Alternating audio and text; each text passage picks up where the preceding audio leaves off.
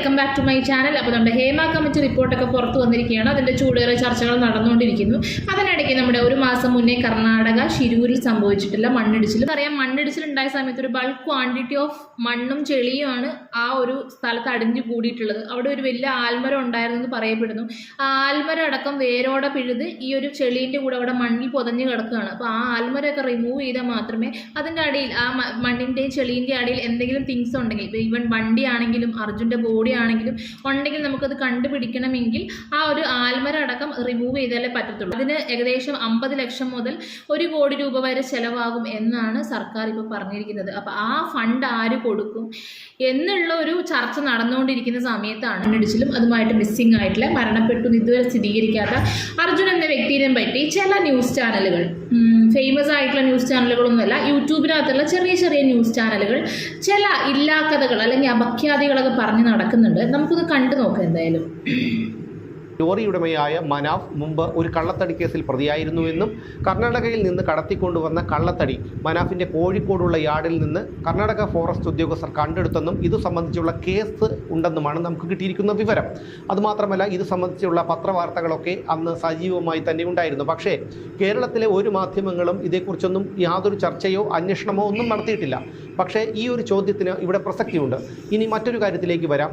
ദുരന്തം നടന്ന ദിവസങ്ങൾക്കു ശേഷം 12 കിലോമീറ്റർ അകലെ നിന്ന് 4 കഷണം തടി കിട്ടുന്നു. അത് തൻ്റേതാണെന്ന് മനാഫ് ഉറപ്പിച്ച് പറയുന്നു. എങ്ങനെയാണ് മനാഫിന് മനസ്സിലായത് അത് തൻ്റെ തടിയാണെന്ന്? കാരണം മനാഫിൻ്റെ വാഹനം 28 ടണ്ണോളം കയറ്റാൻ ശേഷിയുള്ള ഒരു വാഹനമാണ്. അതിലൊരു 27-28 ടൺ തടി ഉണ്ടായിരിക്കണം. അങ്ങനെയെങ്കിൽ ഈ 4 കഷണം തടി മാത്രം എങ്ങനെയാണ് 12 കിലോമീറ്റർ അകലെയുള്ള ഒരു ഗ്രാമത്തിൽ നിന്ന് കിട്ടിയത്?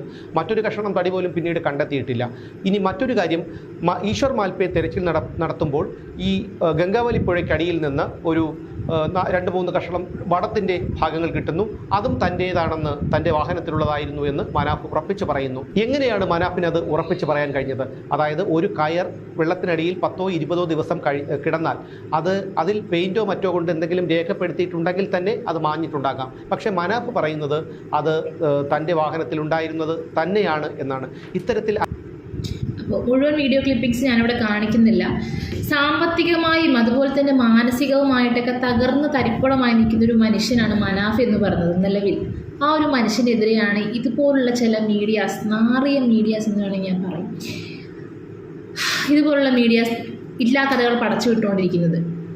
ഇവർ പറയുന്നത് മനാഫ് ഒരു കള്ളക്കടത്ത്, അതായത് തടി, ചന്ദനം ഇതുപോലുള്ള സാധനങ്ങളൊക്കെ കടത്തുന്ന ഒരു മാഫിയയിലത്തെ അംഗമാണ് മനാഫ് എന്ന് പറഞ്ഞൊരു വ്യക്തി. വലിയൊരു മാഫിയയിലത്തെ അംഗമാണ്. അതുപോലെ തന്നെ ഇവർ കടത്തിയത്, ലോറിയിൽ കടത്തിയത് സാധാ തടിയൊന്നുമല്ല, നോർമൽ തടിയല്ല. അവർ ചന്ദനം മുട്ടി എവിടെ നിന്നൊക്കെയോ കള്ളക്കടത്തിൽ അടിച്ചു മാറ്റി കൊണ്ടുപോകുന്ന ചന്ദനം പോലുള്ള സാധനങ്ങളൊക്കെയാണെന്നാണ് ഇവർ പറയുന്നത്, ഈ മീഡിയാസ് പറയുന്നത്. അപ്പോൾ മനഃപൂർവ്വമാണ് അർജുനെ കണ്ടുപിടിക്കാത്തത്. മനഃപൂർവ്വമാണ് അർജുൻ്റെ ലോറി അവിടെ കണ്ടു ഇവിടെ കണ്ടു, അല്ലെങ്കിൽ അവിടെ ഉണ്ടാകും ഇവിടെ ഉണ്ടാകും.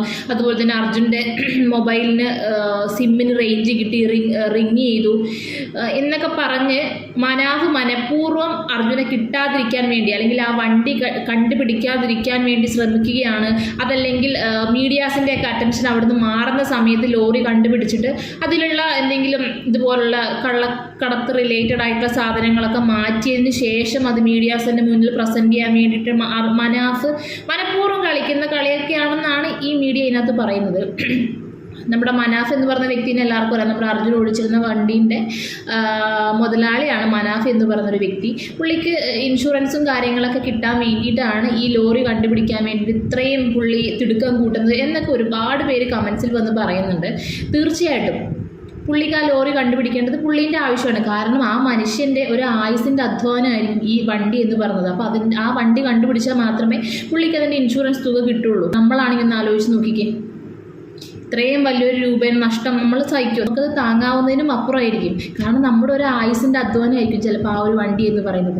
പുള്ളിക്കാരൻ ആ വണ്ടി മാത്രം വേണം എന്നല്ല പറഞ്ഞിട്ടുള്ളത്. മനാഫ് എന്ന് പറഞ്ഞൊരു വ്യക്തി, എനിക്ക് വണ്ടിയും വേണം, അതുപോലെ തന്നെ അർജുൻ എവിടെയാണെന്ന് എനിക്ക് അറിയണം, അർജുനെ കണ്ടുപിടിച്ചിട്ട് ഞാൻ ഇവിടുന്ന് പോകുള്ളൂ എന്ന് പറഞ്ഞുകൊണ്ട് ആ മനുഷ്യൻ ഈ ഒരു അപകടം നടന്ന ആ ഒരു സമയം തൊട്ട് ഇന്നേ വരെ അവിടെ ഉണ്ട്. ഈ ഒരു അപകടം നടന്നിട്ടുള്ള മണ്ണിടിച്ചിൽ സംഭവിച്ചിട്ടുള്ള സ്ഥലത്തുണ്ട്. 1 മാസത്തോളമായി. നമുക്കറിയാം, വെള്ളവും ഫുഡും കാര്യങ്ങളും ഒരു ഫെസിലിറ്റി ഇല്ലാത്തൊരു റോഡ് സൈഡാണത്. ആ ഒരു സൈഡിൽ സ്വന്തം കയ്യിലെ കാശ് മുടക്കിയിട്ടാണ് മനാഫ് എന്ന് പറയുന്നൊരു വ്യക്തി ഇത്രയും നാൾ 1 മാസത്തോളമായി ഏകദേശം അവിടെ സ്റ്റേ ചെയ്തിട്ടുള്ളത്, അർജുൻ എന്ന വ്യക്തിനെ കിട്ടാൻ വേണ്ടി മാത്രം. ഇനി ഈ കാര്യത്തിൽ മനാഫിന് എന്താ പറയാനുള്ളത് നമുക്ക് നോക്കാം. കാരണം തന്നെ ഓൻ ഇവിടെ വന്നു കഴിഞ്ഞാലും ഇവിടെ കുട്ടികളുണ്ടാവും, വീട്ടിലുണ്ടാവും, ഓൻ വീട്ടിലും വരും, വീട്ടിലും കുറെ കാര്യങ്ങളൊക്കെ ഉണ്ടാവും, ചിലപ്പം കണക്കൂട്ടല് വീട്ടിൽ നിന്ന്. അപ്പൊ ഈ കുട്ടികൾക്ക് മുട്ടായി വാങ്ങിക്കൊടുത്ത വീടുമായിട്ട് നല്ല ബന്ധം, വീടായിട്ടൊക്കെ നല്ല ബന്ധാ, വീട്ടിലെ എല്ലാ കാര്യത്തിലും ഉണ്ടാവുന്ന കുട്ടികളായി എല്ലാവരും ഡ്രൈവേഴ്സ്. ഈ കുട്ടികളെ ചോദ്യം ഒരു ഫാദർ എന്നുള്ള നിലക്ക് എനിക്ക് എന്താ പറയുക, ഞാൻ പരാജയപ്പെട്ടു പോയല്ലോ, എന്റെ നാട് എന്റെ മൊത്തം സിസ്റ്റം പരാജയപ്പെട്ടു പോയി എന്നാൽ സഹിക്കാൻ കഴിയാത്ത വിഷയമാണ്. ആ വണ്ടിന്റെ ഉള്ളിൽ ചന്ദനാണോ കള്ളക്കടത്ത് മറ്റു വേറെ എന്തെങ്കിലും കാര്യമുണ്ടോ ഒക്കെ പരിശോധിച്ചോളേണ്ടി നിങ്ങൾ പരിശോധിച്ചിട്ട് ഈ അവിടെ തന്നെ താഴെട്ടോളേണ്ടി ഓനെ ഒന്ന് ജസ്റ്റ് നമുക്ക് തന്ന് നമ്മൾ ആ വൈക്ക് വിട്ടോളാം. ഇനി എന്തെങ്കിലും മിഷനറി കൊണ്ടുവരികയാണെന്നുണ്ടെങ്കിൽ ഇവരൊക്കെ നക്കാപ്പിച്ച എന്തിനാ, എനിക്ക് ഭയങ്കര അരിശം തോന്നുന്നു. 1 കോടി റുപ്യ മുടക്കാൻ വരെ എടുത്തില്ലെങ്കിൽ ഈ ദുരിതാശ്വാസ ഫണ്ട്, മറ്റേ ഡിസാസ്റ്റർ മാനേജ്മെന്റ് ആ ഫണ്ട് ഈ ഫണ്ട് പറഞ്ഞ് അതിൽ 96 ലക്ഷം റുപ്യ വരെ എടുത്തില്ലെങ്കിൽ നമ്മൾ പുര വിറ്റിട്ടായാലും കൊടുക്കും. ഞാനിപ്പോ ഇവരെ വീട്ടുകാരെ കണ്ടിട്ടോ നാട്ടുകാരെ കണ്ടിട്ടോ ഒന്നും കണ്ടിട്ടല്ല ഇതിൽ മുന്നിൽ നിൽക്കണേ. ഇതിന്റെ മുകളിൽ ഒരുപാട് നഷ്ടങ്ങൾ സാമ്പത്തികമായിട്ടും മാനസികമായിട്ടും ഞാൻ അനുഭവിച്ചു. വണ്ടി വരെ വിറ്റു അല്ലേ, ക്രെയിൻ ഉണ്ടായിരുന്നു, അത് വിറ്റ്. ഈ എന്റെ ജോലിക്കാർക്ക് ഇനി എന്നോടൊരു വിശ്വാസം നഷ്ടപ്പെടാൻ പാടില്ല. മലയാളിക്ക് പിന്നെ എന്റെ മക്കളെ മുഖത്തേക്ക് എനിക്ക് നോക്കേണ്ടതാണ്. ഈ ഒരു മനുഷ്യനെയാണ് ചില ന്യൂസ് ചാനലുകൾ ഇരുന്ന് കള്ളക്കടത്ത് കേസിലെ പ്രതിയാണ്, അതാണ് ഇതാണ്, അവൻ കള്ളനാണ്, അവൻ മനഃപൂർവ്വമാണ് ഈ ഒരു നാടകങ്ങളൊക്കെ കളിച്ചത് എന്ന് പറഞ്ഞിട്ടാണ് മനഃപൂർവ്വം ചില മീഡിയാസ്, ചിലപ്പം ചാനലുകാർ അവരുടെ റേറ്റിംഗ് കൂട്ടാൻ വേണ്ടി ചെയ്യുന്ന പ്രവൃത്തിയായിരിക്കും. പക്ഷെ ഇതല്ല മാധ്യമധർമ്മം എന്ന് നിങ്ങൾ മനസ്സിലാക്കിയാൽ നന്നായിരിക്കും. നേരിൻ്റെ പക്ഷത്ത് സഞ്ചരിക്കുക, ന്യായത്തിൻ്റെ പക്ഷത്ത് സഞ്ചരിക്കുക.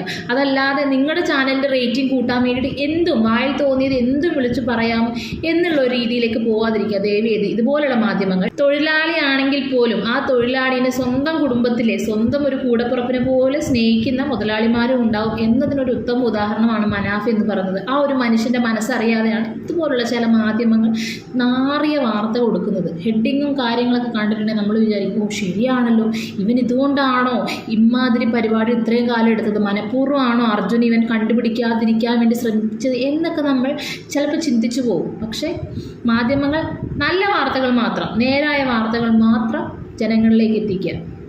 അപ്പോൾ അടുത്തൊരു വീഡിയോ കാണുന്നവരെ ബൈ.